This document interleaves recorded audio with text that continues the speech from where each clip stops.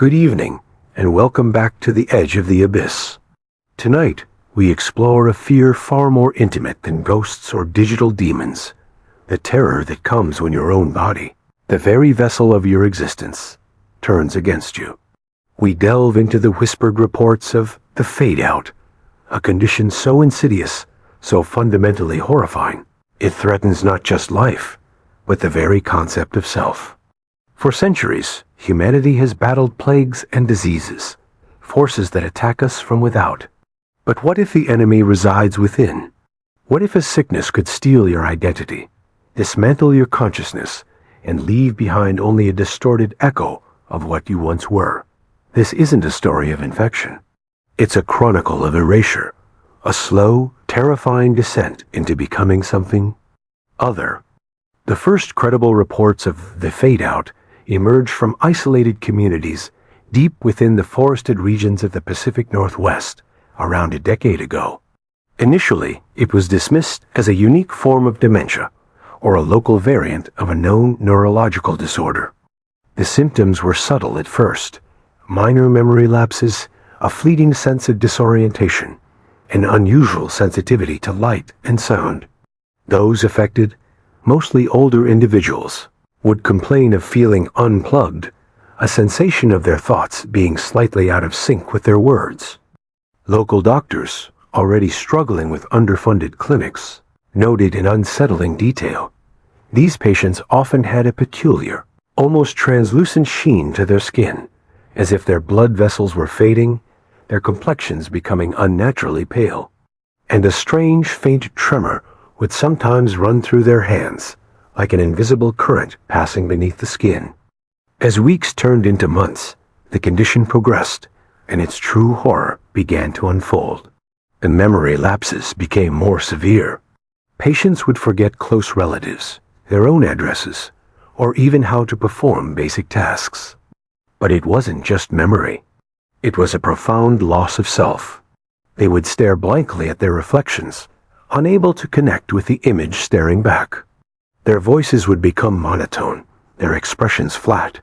It was as if their personality, their unique spark, was slowly being extinguished. But the most disturbing physical changes were yet to come. The translucent sheen on their skin intensified. Their eyes, once vibrant, would take on a glassy, almost milky appearance. Their bodies, while not visibly decaying, seemed to become less solid. Their movements grew erratic, jerky, then strangely fluid, almost too smooth, as if their skeletal structure was undergoing a subtle internal shift. Family members reported that their loved ones no longer felt quite right to the touch, skin that felt too cool, muscles that felt unnaturally tense or oddly pliable. One frantic anonymous report from a rural nurse described a patient, an elderly woman named Martha, in the advanced stages of the fade-out. Martha no longer spoke coherent words, only made soft, repetitive clicking noises with her tongue.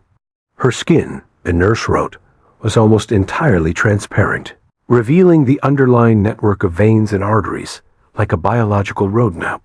Her eyes had rolled back, leaving only the milky white.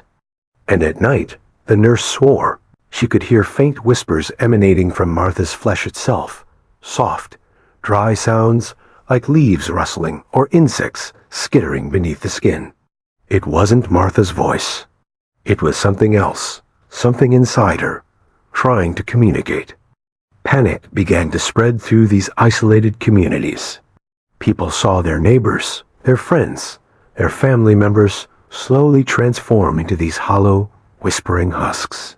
They became known as the echoes, living remnants of a person, their bodies subtly altered, their minds gone. Yet something else, something primal and unsettling, seemed to occupy their physical form. Attempts to quarantine were met with fierce resistance and often failed. The fade-out didn't seem to spread like a typical virus. There was no clear vector, no obvious point of contagion. It appeared almost at random, striking individuals in different households, different towns. Some theorized it was environmental, a fungus in the soil, a chemical in the water, or even something in the air. Others whispered of ancient curses or experiments gone wrong, of things stirring deep beneath the earth. Scientists and government agencies, when they finally took the reports seriously, were baffled.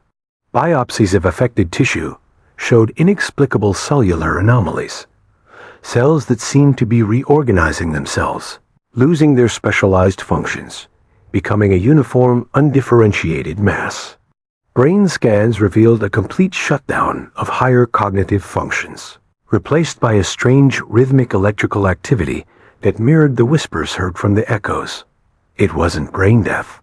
It was something else, something active. On one recovered audio log from a quarantined research facility, a frantic scientist describes an incident where an echo patient, seemingly comatose for weeks, suddenly sat upright, its milky eyes fixed on a researcher across the room. The scientist swore the patient's skin rippled, and from its chest, a chorus of faint, dry whispers emerged, not in English, not in any known language, but in a guttural, ancient-sounding cadence that seemed to vibrate directly in the observer's bones. The scientist couldn't understand the words, but the feeling it conveyed was unmistakable. A profound, consuming hunger. The facility was evacuated shortly after. All research logs cease. The quarantine zones were eventually abandoned, deemed too dangerous to approach. The fade-out continued its slow, silent spread, often appearing in new, unexpected locations, leaving behind its trail of whispering flesh and vacant stares. The true nature of the fade-out remains unknown. Is it a mutated prion, a sentient mold, or something far more esoteric, a collective consciousness attempting to subsume individual identity? Is it an evolutionary leap, or a terrifying regression? The only certainty is that it redefines what it means to be alive, what it means to be human. So the next time you feel a strange sensation beneath your skin, the next time you look in the mirror and question the person staring back, pause. Consider the possibility that the fade-out isn't just a story from remote forests. Consider what might be slowly, silently reorganizing itself within, and wonder how much of you is left.